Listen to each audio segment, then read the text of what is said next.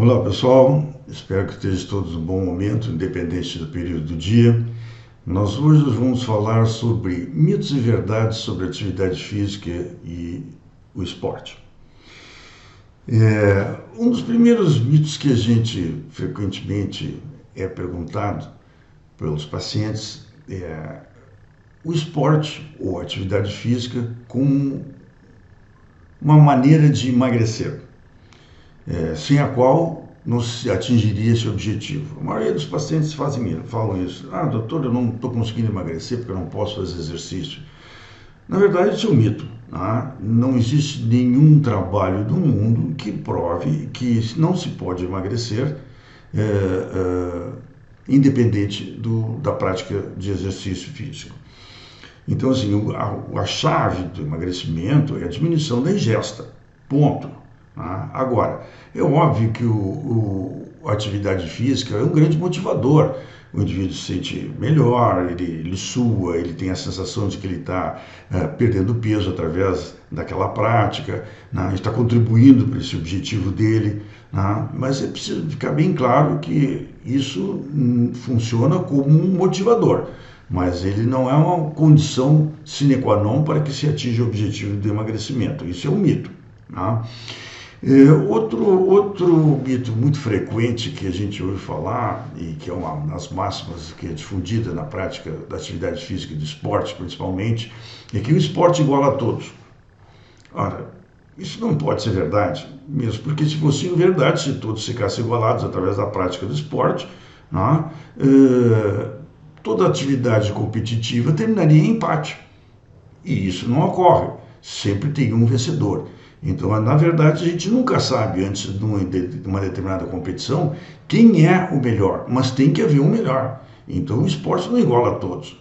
Ele pode propiciar a oportunidade da prática para todos, mas não faz com que a performance seja igualitária depois de um determinado período de tempo. Outra coisa que é uma coisa que a gente ouve falar, um modo mito no esporte, que até eu considero bastante perigoso, é querer é poder. É óbvio que nós vamos falar em um outro capítulo, que a parte emocional do indivíduo, a vontade, o will, como diria o americano, é muito importante, tanto na prática da atividade física, para que o indivíduo tenha aderência a essa prática, porque não é uma coisa muito fácil, demanda esforço, tempo, etc., ou mesmo na competição, mas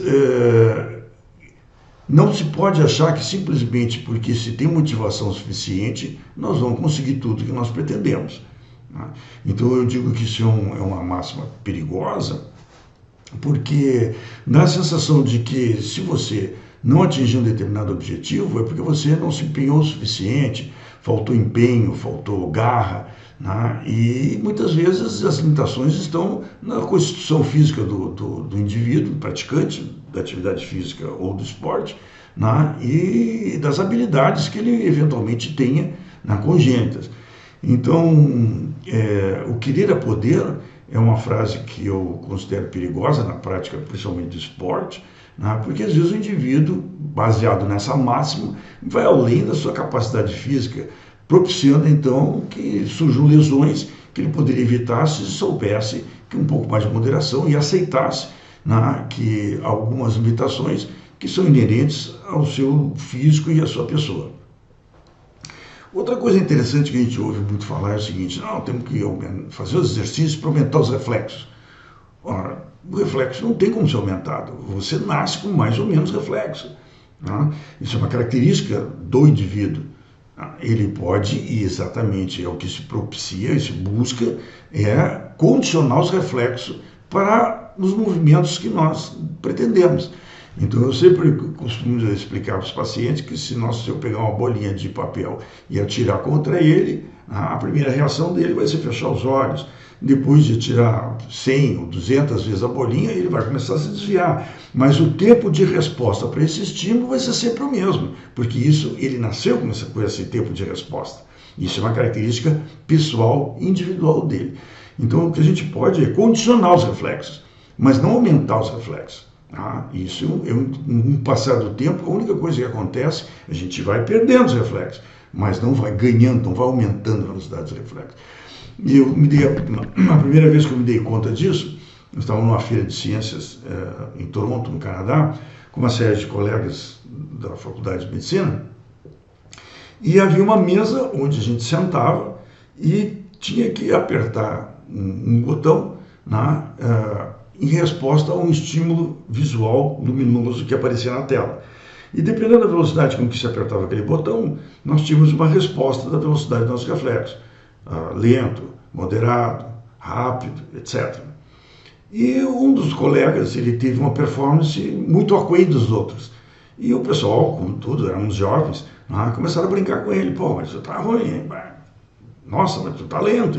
E ele então respondeu, disse, eu não estava preparado, né? Eu não tinha me condicionado, eu fui displicente, eu vou mostrar para vocês agora a minha real capacidade. E ele ficou quase 5 minutos ali tentando mudar a performance dele, e à medida que ele foi cansado, a única coisa que ele conseguiu é diminuir mais o score que ele tinha obtido inicialmente. Então, assim, isso é uma coisa com a qual a gente nasce. Isso é uma característica pessoal. Assim como, por exemplo, a acuidade visual. Tem pessoas que são capazes de enxergar longe mais que as outras. Olha aquela águia naquela árvore, em cima daquela montanha. Mas que montanha?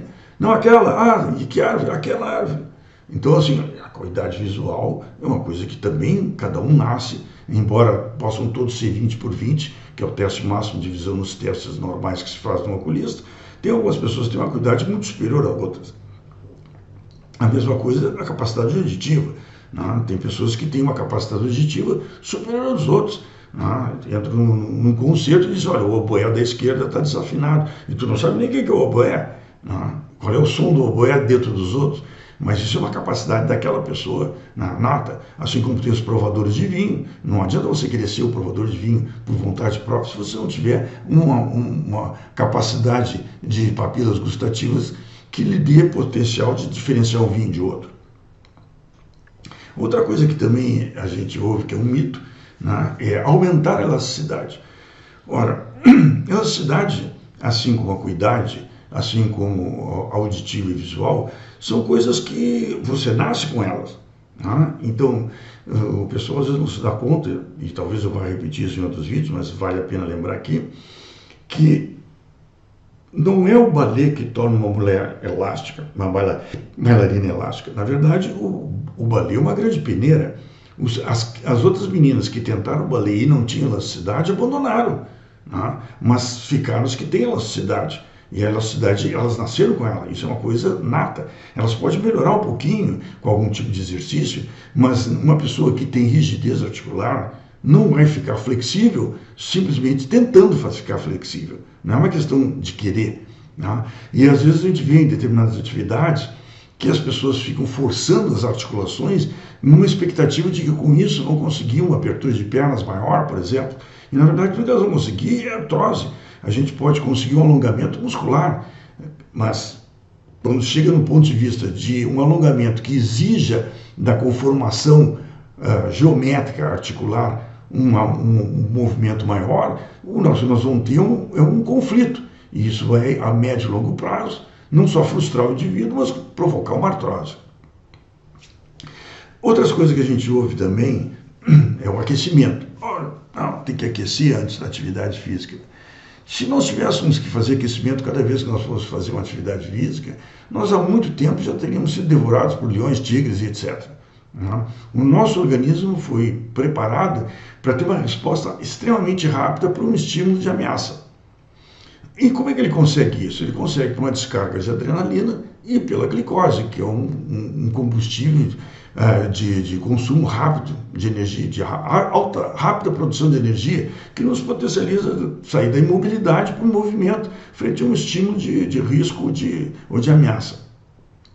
Então, por que os atletas têm que fazer aquecimento? Ora, primeiro que eles não têm, pode não estar frente ao estímulo de adrenalina necessário para que todos esses mecanismos fisiológicos ocorram. Então, ele de alguma maneira tem que aumentar a circulação muscular de uma maneira artificial, já que ele não tem um estímulo natural que o obrigue a isso. A outra coisa que acontece também em certas situações de alta competitividade, num campeonato, numa partida de futebol importantíssima, alguns atletas estão parados, né, e de uma hora para outra eles têm que entrar em atividade. Mas o fato de eles estarem parados não quer dizer que não estejam intensos. Eles estão com adrenalina no corpo, né, e eles estão sob controle. E essa adrenalina, quando não está sendo descarregada, provoca contração muscular. Então, esses movimentos ritmados, etc., mais de qualquer coisa também, o objetivo, a liberação muscular que a adrenalina causou contraturando frente a uma ameaça que não está se concretizando. É uma ameaça virtual, imaginária, né? Mas é a expectativa de uma partida, a expectativa de um momento, a apresentação frente a uma plateia que espera resultado. Então, tudo isso causa uma pressão no atleta, causa uma adrenalina e causa uma rigidez muscular. Outra coisa que também é um mito, não tem nenhum trabalho que prove isso, é a necessidade de alongamentos depois do exercício, né? Então, isso, nenhum trabalho conseguiu comprovar que isso traga alguma forma de benefício, mas faz parte do folclore das pessoas que fazem atividade física. Quer dizer, dificilmente você vê alguém treinando atividade física que não faça algum movimento de alongamento dos membros superiores e membros inferiores. Embora, como eu disse, não existe nenhuma comprovação de que isso realmente traga algum benefício, a não ser uma coisa lúdica para aquele indivíduo, que vai, do ponto de vista cerebral, marcar para ele que ele parou de fazer o exercício. Mas isso na verdade, mais uma parte do folclore da atividade física e do esporte. Então, espero que algumas questões que frequentemente são perguntadas a mim no consultório sobre atividade física e esporte, relacionadas a mitos sobre essa área, tenham, de certa maneira, sido esclarecido nesse vídeo. Obrigado.